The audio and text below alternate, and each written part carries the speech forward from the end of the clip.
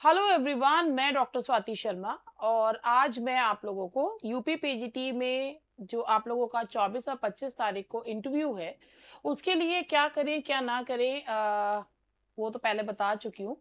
लेकिन interview preparation में क्या करना चाहिए, क्या है, वो सारी चीज़ें मैं आप लोगों को बता रही हूँ। जैसा कि आज आप लोग देख भी रहे होंगे, साड़ी पहन रखी है ये जो खड़ी हुई है उन्होंने, और साड़ी ही पहन रखी है मैंने। बेसिकली ये दिस इज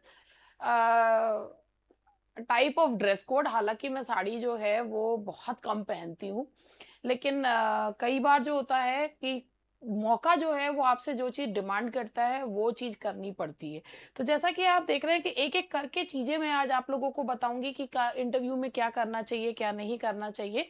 जैसा कि आप लोगों को अगर नहीं पता हो तो मैं बता दूँ, मैंने अपने एक स्टूडेंट्स को एक मैसेज दिया था कि मैं जो है कुछ लोगों को फ्री ऑफ कॉस्ट जो है वो यूपी पीजीटी के इंटरव्यू के लिए तैयारी करा रही हूँ। और उसमें मैंने लगभग एक एक व्हाट्सएप ग्रुप का लिंक भी दिया था।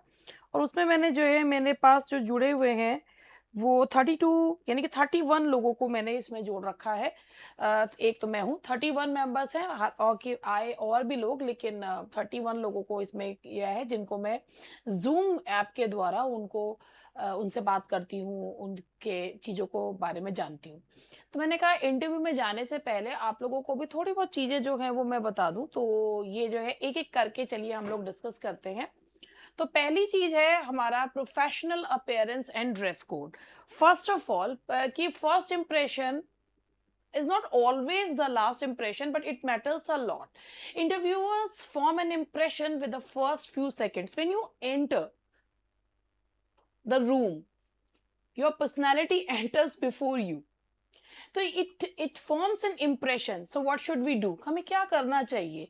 Your appearance should reflect confidence. आपका अपीयरेंस कॉन्फ्लेक्ट आपकी पर्सनैलिटी, एक पॉजिटिव वाइब अगर अपने आप अपने पास लेकर रखते हैं, तो आपकी जो पर्सनैलिटी है, आपकी अपीयरेंस है, that should reflect confidence. Confidence is the key to success. Professionalism and simplicity, these are the things, these are the key words that you should keep in mind. Because in written exam, whatever you have done, howsoever you dressed, but here your personality speaks a lot. It doesn't matter कि आप कहीं से कहीं तक भी ये नहीं है कि you need to wear very expensive clothes or something like that. But if you, whatever you wear, if you carry it confidently, and if your attire, if your personality speaks professionalism, then it's more than enough. Confidence, professionalism and simplicity. What should be, जो women candidates हैं उन्हें क्या करना चाहिए? Simple cotton और linen sari, जैसे ये मैंने इस समय पहन रखी है, ये लिनन की साड़ी है। कॉटन लिनन के साथ ये जो होता है, ये बेसिकली ये प्योर लिनन नहीं है। ये जो है ये एक ऐसा जो कपड़ा है, जो अब आप वहां बैठोगे तो ऑब्वियसली आपको वहां पर काफी देर तक बैठना पड़ता है। ठीक है, आप पहले डॉक्यूमेंट वेरिफिकेशन कराते हैं, फिर ऊपर उसके बाद ऊपर जाते हैं, तो ऑब्वियसली आपके कपड़े ऐसे होने चाहिए, इफ दे आर आयरन, तो उनमें क्रीज ना पड़े, उनको वो जो है क्रश ना हो जाए। तो उसके लिए, और उसके साथ ही वो कंफर्टेबल होने चाहिए। If someone is comfortable in sari, तो उनको मतलब महिला को साड़ी पहननी चाहिए। If she is not comfortable in sari, she should where cotton suit.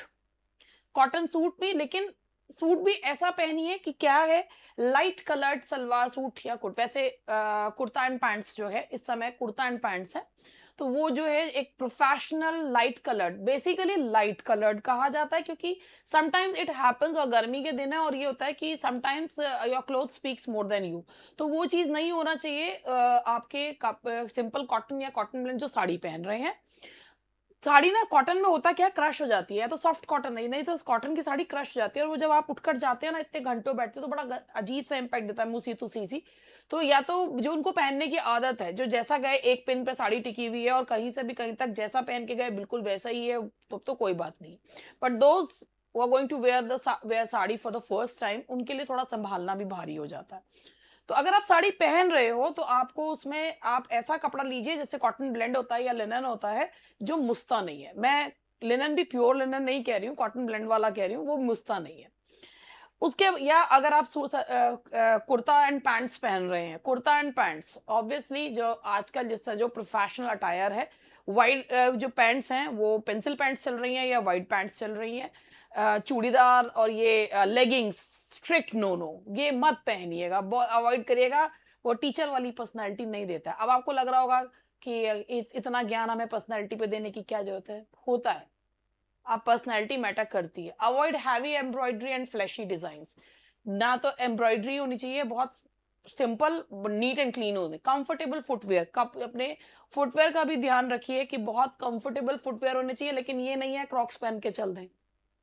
ये नहीं है कि बिल्कुल जो जैसे घर में पहनने वाली चप्पल होती हैं वो पहन के चल दें। वेरी कंफर्टेबल फुटवियर, जो आप वेजेस वगैरह ले सकते हैं, चाहे वो महिलाओं का हो या पुरुषों का हो। ठीक है, उसके बाद है नीट, या भी तो मैं उन्हीं के लिए नीट हेयर स्टाइल। आपका हेयर स्टाइल जो है, आप बाल बेसिकली जो मानते हैं वो बंधे हुए होने चाहिए। मिनिमल ज्वेलरी, ज्वेलरी कम से कम, जितनी कम से कम रखे। मैंने अभी देखा कि लोग एग्जाम देने भी आए थे तो भी उन्होंने इतनी ज्वेलरी पहन रखी थी कि जब चेकिंग कर रहे थे तो वो उतरवाते उतरवाते वही परेशान हो गए। तो ये है कि आप मिनिमल ज्वेलरी रखिए, ज्वेलरी जो should be minimal. And if you prefer makeup, light makeup, बहुत लाइट मेकअप चलता है। And clean and well iron clothes, वही मैंने आपसे कहा कि वो क्रश्ड नहीं होने चाहिए। What to avoid, excessive perfume.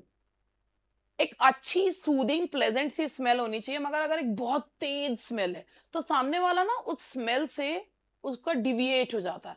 उसको ना, वो कई बार कुछ लोग जो होते हैं ना, वो परफ्यूम या किसी भी प्रकार की जो स्मेल होती है उससे उनको रिपल्शन होता है। तो कई बार हम ना ऐसे परफ्यूम्स लगा लेते हैं, या कुछ लोग ऐसे परफ्यूम्स लगाते हैं बहुत तेज होते हैं जो, तो बहुत तेज जो परफ्यूम होते हैं ना वो नहीं लगाने चाहिए। देखिए, गर्मी का मौसम है, ऑब्वियसली जब गर्मी का मौसम है तो आपको उसमें जो है ये देखना पड़ता है कि डिओड्रेंट आपको अप्लाई करना पड़ता है। डिओड्रेंट आप ऐसा अप्लाई करिए जो बहुत ही सूदिंग सा हो, बहुत ही जो पैच ना छोड़े, और जो है बॉडी स्मेल ना है, बॉडी ओडर बहुत ना आए, क्योंकि इस समय गर्मी बहुत है, बॉडी ओडर है।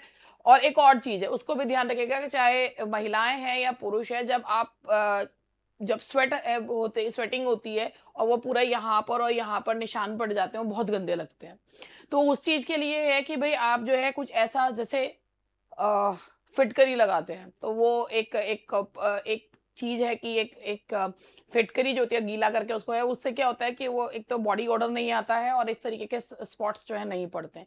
तो मेरा कहने का मतलब ये है कि अगर आप जो है, आप एक्सेसिव परफ्यूम, परफ्यूम है पल्स पॉइंट्स पे लगाया जाता है, कपड़ों पे परफ्यूम वैसे भी नहीं लगाया जाता, वो पल्स पॉइंट्स पे लगाया जाता है। मुझे पता है कि आपको ये लग रहा होगा कि ये सारी चीजें तो जो है ये गैर जरूरी होती हैं, हम नहीं, ये बहुत मायने रखती हैं।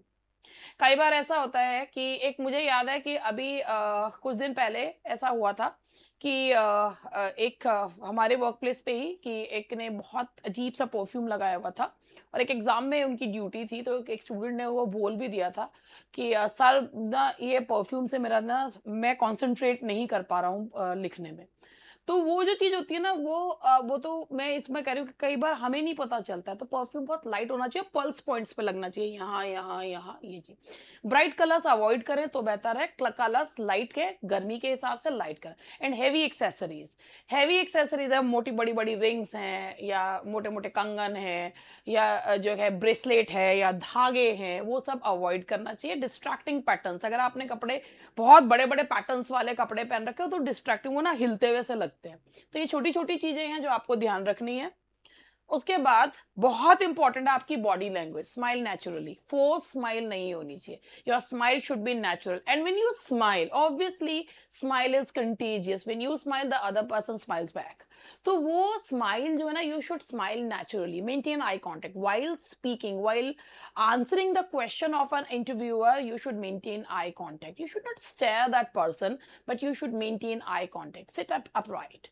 Now no, neither slouch, और ना ही स्लाउच करना चाहिए, ना बहुत ज्यादा जो है ना एक एक ऐसे बैठा होना चाहिए अभी भाग गए उठ के। Sit upright, enter and leave confidently, when you enter and when you leave, that's it. Leave एकदम से बैक नहीं करनी चाहिए, 4 कदम पीछे होइए फिर बैक लीजिए। अब ये तो हुआ आपका जो फिजिकल अपीयरेंस था उसमें। अब टॉपिक प्रिपरेशन है। सबसे पहले अंडरस्टैंड द टास्क। आपको ये है, आप अपने आप, मैं ये कहती हूँ कि आप जो है ना, 5 टू 7 मिनट्स के हिसाब से अपना टॉपिक प्रिपेयर करके जाइए। और वही smile naturally, maintain eye contact, this is very important. People don't understand the value of this. When you maintain eye contact, you appear confident, and the moment you start looking here and there, or you start looking at the roof, or something like that, the other person naturally understand that you are lacking in confidence. Maybe you have the knowledge of the subject, but you do not have confidence enough to face the questions of the interviewer. तो वो चीज आपको करनी है कि आप, maybe you are not well versed in communication, maybe you are you cannot speak fluently, मगर वो कॉन्फिडेंस आपको करना पड़ेगा। Prepare your topic beforehand 5 to 7 minutes. 5 से 7 मिनट से ज्यादा का टॉपिक आपको प्रिपेयर नहीं करना। ये देखिए, इससे ज्यादा टाइम नहीं दिया जाता है, वो तो कभी कभी एक्सेप्शनल केस होता है कि 10 से 15 मिनट चल जाता है, अदरवाइज 5 टू 7 मिनट्स। ठीक है, स्पीकिंग यूजुअली 3 टू 5 मिनट्स आपको मिलते हैं। And focus on clarity. The most important thing is आपको ना कीवर्ड्स पकड़ने। कोई भी चीज अगर आप ले रहे हैं, कीवर्ड्स ले रहे हैं, focus on clarity rather than quantity. आप क्या क्या करना है, जैसे आइडियल स्ट्रक्चर है, सबसे पहले इंट्रोडक्शन होना चाहिए। कहीं कोई भी चीज डू नॉट बिगिन जो है ना abruptly. First of all there should be introduction, main points, 2-3 main points and conclusion. So this is we call 3 to 5 minutes में introduction, main points and conclusion. It doesn't happen you start from wherever you want to start, you start from there, and it happens you tend to forget things, and then so sorry sir, I forgot the thing, and let me start afresh. नहीं, वो ना काम नहीं करना है। आप prepare करिए, prepare करिए। प्रिपेयर करने के बाद जो है, आप उसके बाद उसको अपने फोन पर रिकॉर्ड करिए। उसके बाद है द 3 पॉइंट रूल। सबसे पहले प्रिपेयर इंट्रोडक्शन में क्या होना चाहिए, डेफिनेशन, 3 मेजर पॉइंट्स, बॉडी है, कंक्लूजन। जैसे मान लीजिए रोमांटिसिज्म के बारे में बात करनी है, तो व्हाट इज रोमांटिसिज्म, एंड उसका आपको डेफिनेशन देनी है, 2-3 फीचर्स दीजिए रोमांटिसिज्म का, 2-1 पेज पोएट्स बताइए, कंक्लूजन, बस। इससे ज्यादा नहीं कि रोमांटिसिज्म में इससे आप उसको इलैबोरेट करे जा रहे हैं। आपको लग रहा है the more I speak the more people will get influenced और impressed. Excess of everything is bad. ठीक है, तो जैसे रोमांटिसिज्म के बारे में है, meaning, features, and that is 3 point rule है। उसके बाद है वाइल प्रिपेयर। जब when you take the topic, तो उसमें आपको क्या याद रखना है। आप ये देखिए कि what are the key words that I have to speak, what are those words that will impress the interviewer, और ही or she get the point that this person has knowledge. Make short notes. लिखना बहुत जरूरी है। Do not. और एक चीज मैं अभी, जैसे मैं अभी जिन लोगों को अपने उस पे भी जूम के द्वारा भी बताती हूँ, तो मैं हमेशा कहती हूँ, your whatever you are saying, whatever your answer should not appear as if you have memorized the thing. Because it happens when we memorize something, we forget the thing, and then we start looking here and there, and we start using fillers, and this should not happen. It is a very natural that we forget things and we use fillers, but when it happens when we speak too fast. If we keep the pace slow, we do not need to put fillers in between. Think like a teacher, as if you're standing in a class and you are going to teach a classroom full of 16-17-year-old boys or girls. So do not memorize. वो memorization जो होता है ना, because when you memorize something, then you take the persona of a student, and when you do not memorize, you just understand the things, what I have to speak, how I am going to present my views. तो आप teacher की भूमिका में जब आ जाते हैं ना, तो then you start speaking the way you want to. तो ये बहुत सारी इंपॉर्टेंट चीजें हैं। उसके बाद ना, पता है कॉमन मिस्टेक्स क्या होती हैं, when you when we feel nervous, we speak too fast, and it happens when we speak too fast, we tend to forget words.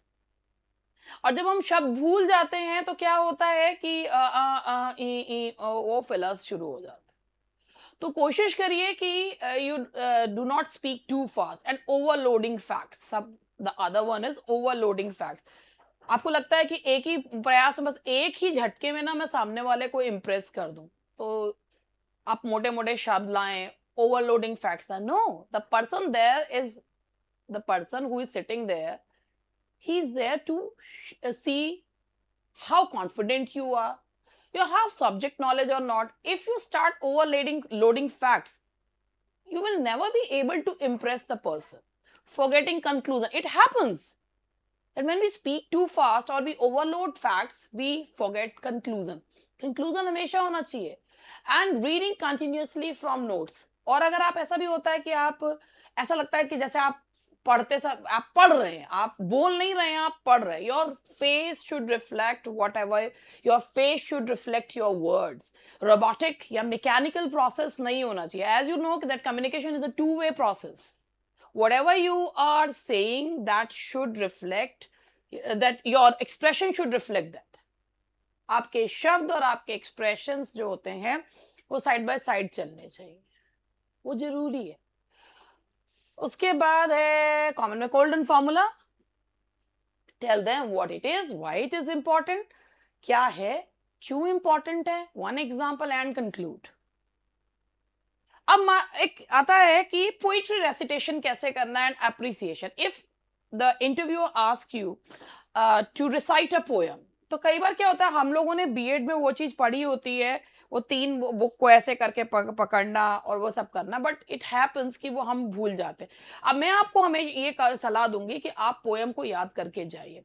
Poem की 7 to 8 लाइन्स आप याद करिए, आपको मुश्किल से वहां 4 या 5 लाइन ही रिसाइट करनी होगी, मगर फिर भी 7 to 8 लाइन्स याद करके जाइए। और पोएम को प्रॉपर इंटोनेशन के साथ जो है वो उसको रिसाइट किया जाता है। Do not rush. जैसे अब पोएम जो है आपको पढ़नी है, देखिए अलग अलग तरीके हैं पोएम पढ़ने के। अब मैं तो याद करके आपको कहूंगी कि आप याद करके करिए। मैं आपको, एक पोएम है fire and ice by Robert Frost, ठीक है, उसको में तरीके हैं। अब आपको ने पोएम याद करी और आप ऐसे पढ़ रहे हैं, रिसाइट का आपसे कहा कि चलिए एक पोएम रिसाइट करके दिखाइए, तो आपने जो है वो पोएम जो है,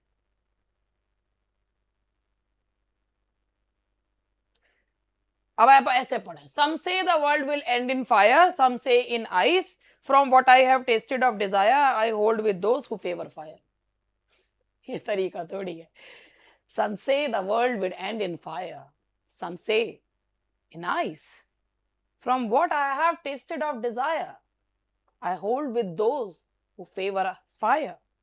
But if it had to perish twice, I think I know enough of hate to see that for destruction eyes is also great and I would suffice and would suffice. तो बात ये है, some say the world will end in fire, some say in ice. From what I have tasted of desire, I hold with those who favor fire. आवाज का उतार चढ़ाव बहुत important है, क्योंकि उसे पढ़ना नहीं है, इंटोनेशन होए। आप पोएम को रिसाइट करिए, कहाँ आवाज उठी, कहाँ आवाज। डू नॉट रश, कोई गाड़ी नहीं छूटी जा रही है। Poetry is meant to be experience, not merely आपको, जैसे वो लाइन है ना, the woods are lovely dark and deep but I have promises to keep, miles to go before I sleep, miles to go before। You may feel that this is over dramatic. No, we teachers sometimes are actors, or I should say 90% we are actors। So अगर आप literature में, what is literature?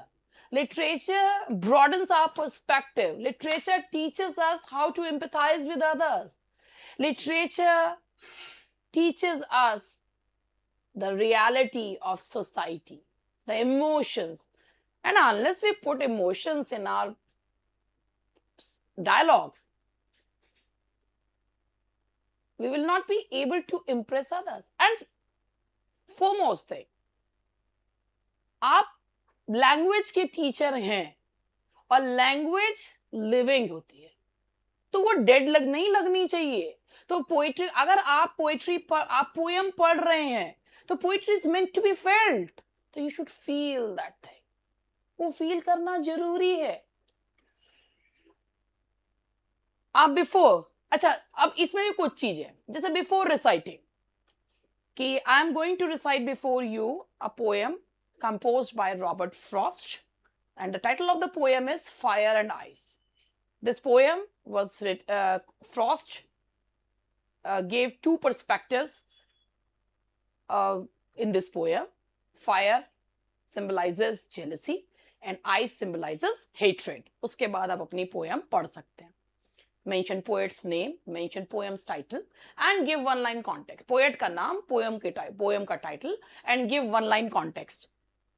अब voice modulation, जहां punctuation mark आ रहा है ना, full stop comma, full stop आए तो रुकिए, कॉमा आए तो थोड़ा सा रुकिए, इंपॉर्टेंट हो, जैसे miles to go before I sleep, miles to go before I sleep, maintain rhythm, that is important.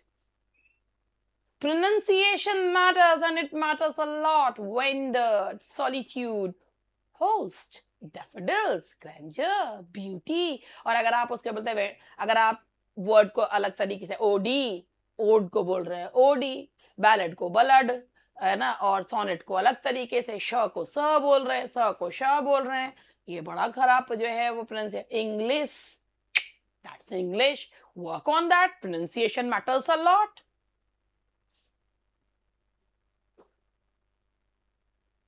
ये कुछ चीजें हैं. अब after recitation what you have to do, if they ask, then give the theme, literary device, and message precisely in a very concise way. बहुत short में बोलिए, ठीक है. सैंपल फॉर्मेट है, good morning to one and all. अगर ज्यादा लोग बैठे हैं, अगर एक या दो ही हैं, good morning sir, good morning ma'am.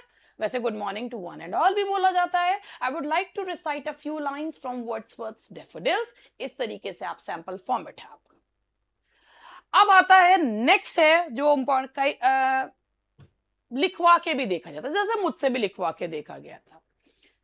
अब आपका आता है कि हमारी तो राइटिंग खराब है, हम क्या करें. अब आप 5-10 दिन में राइटिंग तो अच्छी कर नहीं लेंगे, लेकिन बोर्ड वर्क क्या होता है, good board work reflect subject knowledge. अगर आप बोर्ड पे लिखते हैं ना, तो पता चलता है आपको सब्जेक्ट की नॉलेज है, आप क्लास मैनेज कर लेते हैं, टीचिंग एबिलिटी आपके अंदर है. तो अभी से ही आप लोग अपना बोर्ड पे लिख लिख के देखिए. मैंने जब इंटरव्यू दिया था 2021 में, 2021 में मुझे जब इंटरव्यू के लिए मुश्किल से 7 to 8 मिनट्स मुझे दिए थे, और उसमें उन्होंने मुझसे एक छोटा सा व्हाइट बोर्ड था, और उसमें जो है उन्होंने एक ब्लैक मार्कर से मुझसे लिखवाया था, ब्लैक था या ब्लू मार्कर था, और उस पर उन्होंने मुझसे लिखवाया था. वो सिर्फ ये देखते, मुझसे पहले जो भी लिख कर गए थे. एक ये भी कहा जाता है कि जब आप जाएं, जाने से पहले ना उसे मिटा कर जाए, ये जरूरी होता है. ये भी एक चीज याद रखिएगा, क्योंकि ना ये भी मैटर करता है. जैसे जब ये हमें प्रैक्टिकल चीजें बताई जाती है कि जैसे हम क्लास में पढ़ाते हैं, क्लास में पढ़ाने के बाद जब दूसरा टीचर आना होता है, तो उससे पहले हम अपना जो काम है वो मिटा के जाते हैं. क्योंकि अगर बच्चे लिख रहे हैं तो बात अलग है, तो नहीं नहीं तो अगर काम खत्म हो गया तो मिटा कर जाते हैं. ऐसे ही जब आप इंटरव्यू देते हैं तो उसको मिटा के जाना होता है. ये भी मैटर करता है, छोटी छोटी चीजें. तो अगर आपसे लिखवा के देखते हैं, अब आपसे लिखवा के देख रहे हैं, तो लिखवा के देखने में क्या है कि why board work matters. Good work आपका ना टीचिंग एबिलिटी को दिखाता है. जैसे मुझसे लिखवाया था, उन्होंने मुझसे एलईजी पे पूछा था, और एलईजी को ही उन्होंने डेफिनेशन और उसके जो काइंड्स हैं वो मुझसे उस पे लिखवाए थे, कि वो ये देखते हैं कि आपकी राइटिंग कैसी है, हैव यू बीन टीचिंग और not, do you have classroom, do can you manage your classroom और नॉट. तो वो चीज है. अब उसके बाद ये आपको ये है बोर्ड बोर्ड वर्क मैटर्स. अब उसमें characteristics of good board writing. सबसे पहले ना आपकी जो राइटिंग है वो कैसी होनी चाहिए, लार्ज होनी चाहिए. अब लार्ज राइटिंग का मतलब ये है कि जैसे कि अगर आप ऐसे लिख रहे हैं, आपको मार्कर दिया, अब जैसे मैंने है, आप बहुत छोटा छोटा लिख रहे हैं, या आपकी राइटिंग ऐसे जा रही है, यहां तो शुरू हुई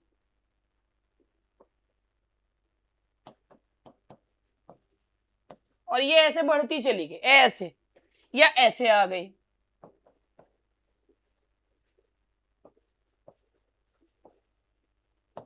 नीचे को हो गई, ये बहुत खराब इंपैक्ट देता है.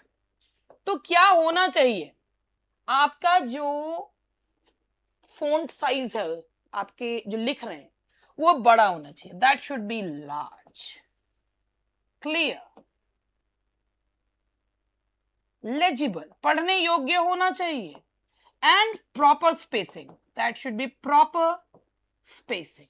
आपकी कर्सिव राइटिंग नहीं है, डजेंट मैटर. अगर आप प्रॉपर स्पेसिंग दे रहे हैं, आपके लेटर्स, आपके जो फॉन्ट साइज है वो बड़ा है, साफ है, पढ़ने योग्य है, तो भी हो जाएगा.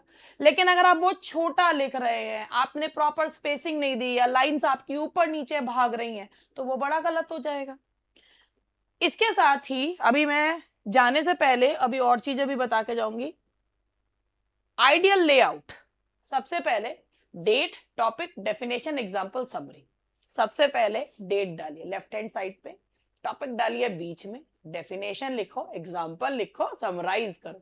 ये आपका आइडियल लेआउट है. अगर if you are asked to write on some topic, तो फर्स्ट ऑफ ऑल अगर डेट आपको डालनी है, अगर पहले से लिखी हुई चीज है तो ये मत सोचिएगा उस पर डेट लिखी हुई है तो मैं जो है उस डेट को ही पढ़ रहा हूं ना. उसको मिटाइए, प्रॉपर लिखिए. डेट, टॉपिक और जो है एग्जांपल्स एंड समरी. ठीक है. What interviewers observe. आपकी हैंडराइटिंग कैसी है, स्पेलिंग्स में गलती तो नहीं कर रहे. स्पेलिंग्स पे जरूर ध्यान दीजिएगा.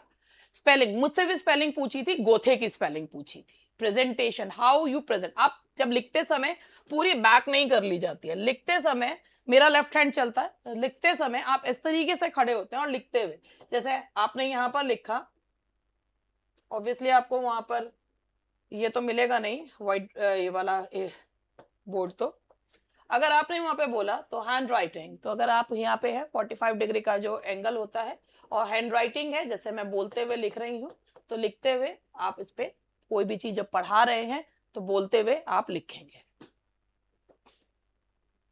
Hand writing, spelling, presentation and organisation. आप चाहें तो इसमें आप इसमें डायग्राम भी बना सकते हैं. कॉमन मिस्टेक्स क्या क्या होती हैं. राइटिंग टू स्मॉल, बहुत छोटा लिखना.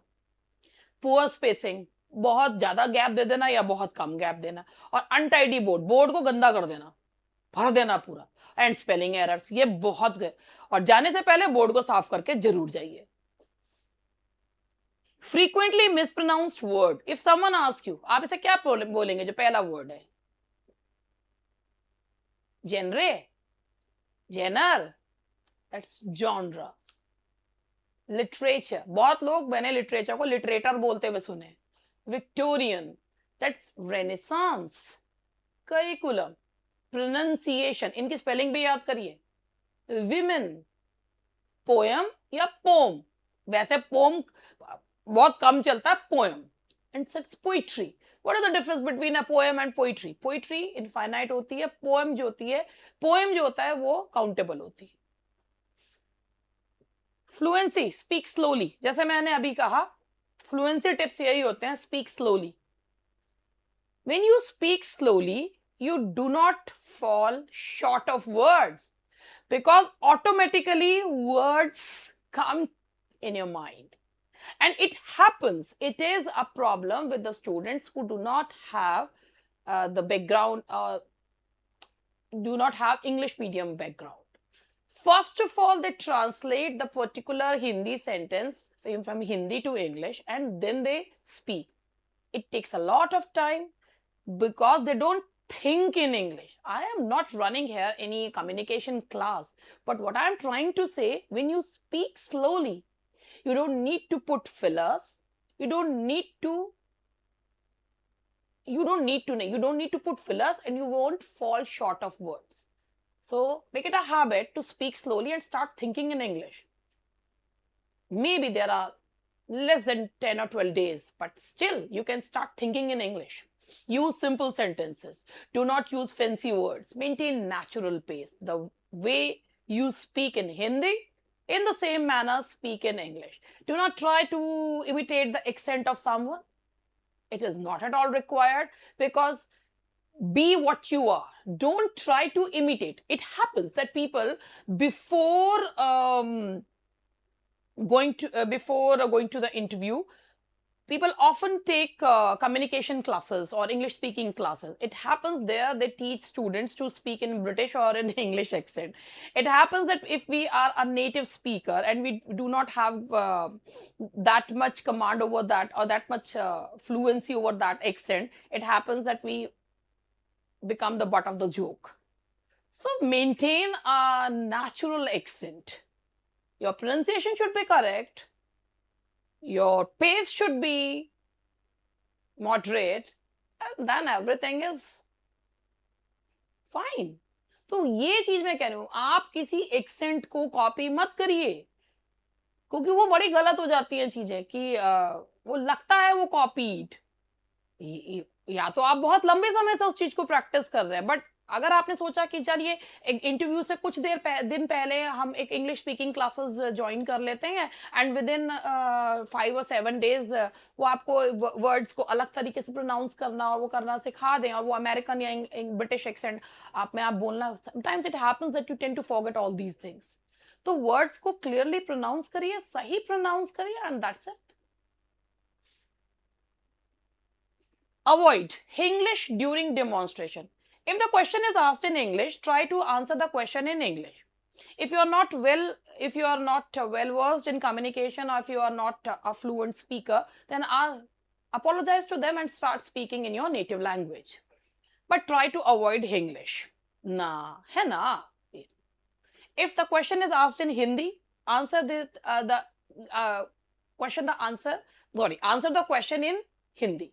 And if the question is asked in English, answer the question in English. और अगर आप नहीं बोल पा रहे हैं तो उनको सीधा सीधा अपोलोजाइज करके कर दीजिए। आर्टिफिशियल, अभी मैंने ये चीज बोली, आर्टिफिशियल एक्सेंट वो बड़ा खराब लगता है, बहुत ही खराब लगता है। आर्टिफिशियल एक्सेंट जो होता है ना, वो सिर्फ और सिर्फ आपको एक मजाक का पात्र बना। And memorise speeches, it happens जब आप कोई चीज याद करते हैं ना, when you memorise something, it happens that comes to your face and there are no expressions of your face, just like mechanical process, you just pour out your words. नहीं, you, और I should say you vomit out your words. ऐसा नहीं करना चाहिए। Memorise speeches जो होती हैं वो, उसमें भी एक्सप्रेशन लाने पड़ते हैं, तो वो एक्सप्रेशन लाने जरूरी है। Unless you put expression over your faces, that would look too bland and prosaic, और the other person will feel jaded. Daily practice में क्या करना है, अभी अभी और भी चीजें हैं। 15 मिनट आप रोज प्रैक्टिस करिए एनसीईआरटी की किताबें, ये बहुत इंपॉर्टेंट चीज है। एनसीईआरटी की किताबें जो है आपको पता होना चाहिए 11th-12th में कौन सी किताब चल रही है। एडिटोरियल रीडिंग आप चाहे तो आप जो है न्यूज़पेपर के जो कोई भी न्यूज़पेपर, मैं आपसे ये नहीं कहूंगी आप हिंदू ही पढ़ो, कोई सा भी इंग्लिश का न्यूज़पेपर आप पढ़िए। बेसिकली आपको ना थोड़ा बहुत चीजें के बारे में थोड़ा जनरल नॉलेज भी पता होनी चाहिए। पोएम रेसिटेशन करिए, अपने मोबाइल पर पोएम रिसाइट करिए और खुद ही सुनिए कि हम कैसा रिसाइट कर रहे हैं। अब मैं आपको यहां पर ये बताऊं, देखो, अगर आप पीजीटी का इंटरव्यू देने जा रहे हो और आपको यही नहीं पता 11th-12th में यूपी बोर्ड में किताबें चल कौन सी रही हैं, तो ये बहुत ही गलत चीज है। आपको क्लास 11th में कौन सी है, हॉर्नबिल और स्नैपशॉट्स है, फ्लेमिंगो और विस्तास है।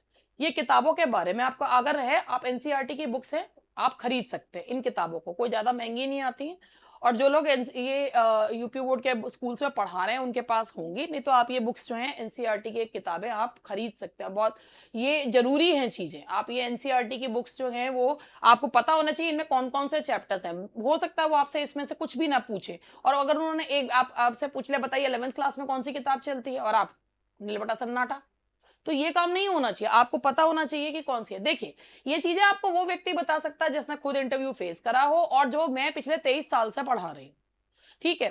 तो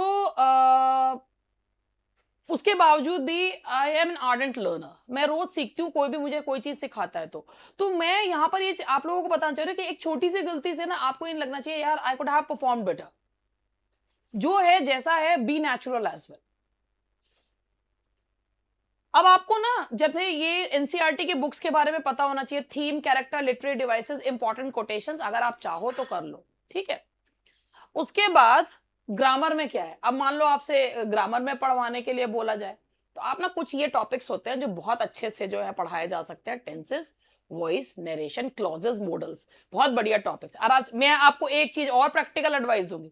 आपसे कहा कि चलिए टेंसेस पढ़ा के दिखाया, आप गए प्रेजेंट इंडेफिनिट टेंस ये होता है, प्रेजेंट इंडेफिनिट टेंस स्ट्रक्चर लिख दिया, नहीं, ये तरीका नहीं होता टेंसेस पढ़ाने का। सोचिए, बीएड में पढ़ते हुए और वैसे भी हमेशा कहा जाता है नोन टू अननोन, पहले एग्जाम्पल दिए जाते हैं, डे टू डे लाइफ के एग्जाम्पल देंगे, देन आप जो है रूल पर आएंगे। ये होती है तकनीक। और अगर आप ग्रामर पढ़ा रहे हैं तो नोन टू अननोन से जो है नोन से अननोन की तरफ चलेंगे, यानी कि पहले डेली लाइफ एग्जांपल्स, देन जो है वो आप उसमें बताएंगे, आप उसके बाद उसका जो है रूल बताएंगे। ये एक टीचर का होता है। हम सीधा जाके चीजें पढ़ाना नहीं शुरू कर देते, ना हम सीधा जो है वो अपनी क्लास में अभी आप खुद देखिए, सीधा पढ़ाने में वो ताते ती वाला और वो नहीं है। आप पहले स्टूडेंट्स को लाइफ लाइक एग्जांपल्स देते हैं, देन आप जो है उसके बाद वो चीज, ये टॉपिक्स अच्छे हैं, इन पे आप तैयार करिए 5 से 7 मिनट्स, और वही पहले एग्जांपल्स फिर rule, known to unknown, rules और एग्जाम्पल नहीं, examples and rules, day to day life के, डेली लाइफ के एग्जाम्पल्स। टाइम एंड टेंसेस हैं, स्पेलिंग का ध्यान रखिए। टेंसेस पढ़ाया, सीधा टेंसेस लिखा, present tenses are divided into present, past and future, simple present indefinite, this tense tells about universal truth, habits and all that. The rule of this is a subject plus verb की first और s और es वाली form plus object in negative। नहीं, this is not the way you, ये तो वैसे भी पढ़ाने का तरीका नहीं है, नोन से अननोन। लिटरेचर में आप कर सकते हैं, आप शेक्सपियर, मिल्टन, वर्ड्सवर्थ, और इसके अलावा आप कोई सा भी टॉपिक अपना, जो आपके जो राइटर्स हैं इसमें, ये तो ऐसे ही मैंने इसमें ले लिया था, इसमें तो बहुत सारे हैं, अमेरिकन भी ले सकते हैं, इंडियन भी ले सकते हैं, जो भी लीजिए, लेकिन हाँ अगर थोड़ा सा इधर उधर से भी क्वेश्चन हो तो वो आपको आना चाहिए। टीचिंग डेमोन्स्ट्रेशन में आप फिगर्स ऑफ स्पीच पढ़ा सकते हैं, टेंसेस पढ़ा सकते हैं। देखिए फिगर्स ऑफ स्पीच पढ़ा सकते हैं, एक फिगर ऑफ स्पीच ले लीजिए बढ़िया सी, जैसे मेटोनमी है तो मेटोनमी ले लीजिए, क्योंकि उसमें जो है वॉइस कैप वाला होता है, या सिनेक्डोकी है, या ट्रांसफर्ड एपिथेट है। आप एक कोई सा भी एक फिगर्स ऑफ स्पीच का एक बढ़िया सा लीजिए, जिसमें आप बढ़िया सा एग्जाम्पल और बढ़िया सा वो दे सके। टेंसेस पढ़ाइए, पोएम एप्रिशिएशन, लिटरेरी पीरियड पढ़ा दिया, और लिटरेरी पीरियड को पढ़ाने का एक तो बहुत बढ़िया तरीका है, डायग्राम के माध्यम से पढ़ाएं तो बहुत अच्छा रहेगा, वो एक सीधा दिमाग में जाता है। जैसे आप रोमांटिक एज पढ़ाने जा रहे हैं, आप एक टाइमलाइन लिख दें, आप टाइमलाइन के माध्यम से पढ़ा दो कि 1798 को बिगनिंग ऑफ रोमांटिक एरा माना जाता है, पब्लिकेशन ऑफ लिरिकल बैलेट्स, और उसके बाद मतलब 5-6 भी चीज लिख दोगे ना, छा जाओगे तुम। तो ये चीजें जो है वो करनी, अब ये प्रैक्टिकल चीजें हैं। उसके बाद डॉक्यूमेंट, अब आप लोग अपना इंटरव्यू डे चेकलिस्ट है, डॉक्यूमेंट चेकलिस्ट, कॉल लेटर है, ID proof, educational certificates, document, category certificate, experience, अगर एक्सपीरियंस सर्टिफिकेट इसमें नहीं है, फोटोग्राफ्स हैं आपके, ठीक है जी। और भाई वैसे तो फोन अलाउड है ही नहीं, फोन आप बाहर छोड़ के जाएंगे, एक अपना एक फोल्डर जरूर बनाइएगा जिसमें अपने सारे डॉक्यूमेंट्स हैं, वो फोल्डर भी वैसे आपको बाहर ही छोड़ना होता है ना, वो अभी रूम के अंदर आप फोल्डर भी नहीं ले जाते हैं। एंड ड्यूरिंग इंटरव्यू बहुत सारी चीजें हैं। कई बार क्या होता है, मैंने भी एक चीज ऑब्जर्व करी है, sometimes people don't listen to others point of view, they are in the habit of intervening in between. हाँ, बिना चीज सुने ही बोल देते हैं, अरे भाई ऐसा नहीं करना है। लिसन, क्योंकि आज के समय में बोलना सब चाहते हैं, सुनना कोई नहीं चाहता। लिसन केयरफुली, सुनिए पहले कि what the viewer is saying, what exactly is the question, then answer precisely, do not beat around the bush. अगर आंसर नहीं आता है ना, सिंपली से सॉरी, मगर बीट अराउंड द बुश जो होता है ना, वो बड़ा गलत चीज हो जाता है। आंसर आता नहीं है, उधर इधर की कर रहे हैं। Stay calm, take a deep breath and stay calm. If you don't know the answer, sorry sir, ma'am, I'm unable to recall it at the moment. Simple, घुमाना है ही नहीं घुमाना आपको बिल्कुल भी। और ये देखिए फाइनल एडवाइस इसमें यही है, confidence plus subject knowledge, teacher like personality is equal to success. Feel like teacher, manifest करिए। और इसी तरीके से एक और मैं आप लोगों को, ये जो आज का था, अभी मैं आपको मोस्ट प्रोबेबल जो क्वेश्चंस हैं उनके भी आप लोगों को जवाब जो है, जैसे मैंने ये भी चीजें तैयार करी हैं, मोस्ट प्रोबेबल क्वेश्चंस हैं, जैसे मैं आपको बताती हूँ। यहाँ पर हमारा एक क्वेश्चन है, इंट्रोड्यूस योरसेल्फ, तो what you should, how you should introduce yourself, and why do you want to a PGT teacher, why did you choose English literature as a subject, और what are your strengths as a teacher, what is the role of a teacher in today's society. ऐसे करके भी जो questions आ जाते हैं, तो you better be prepared for all this. तो ये चीजें मैं आप लोगों को नेक्स्ट उसमें बताऊंगी, क्योंकि काफी लंबा वीडियो आज हो गया है, तो नेक्स्ट उसमें मैं आपके कुछ क्वेश्चंस लूंगी। ये 31 जो लोग हैं जो मेरे साथ व्हाट्सएप पे जुड़े हुए हैं, उनके साथ मैं ज़ूम पर अभी मैंने 2 सेशंस लिए हैं, ज़ूम पर मैं उनके सुनती हूँ बात और उनको एडवाइस करती हूँ, कहाँ आप गलती कर रहे हैं और ये सेशन आप सभी के लिए है। तो that's all for today I hope कि चीज़ें जो हैं वो आपको समझ में आई। हेलो।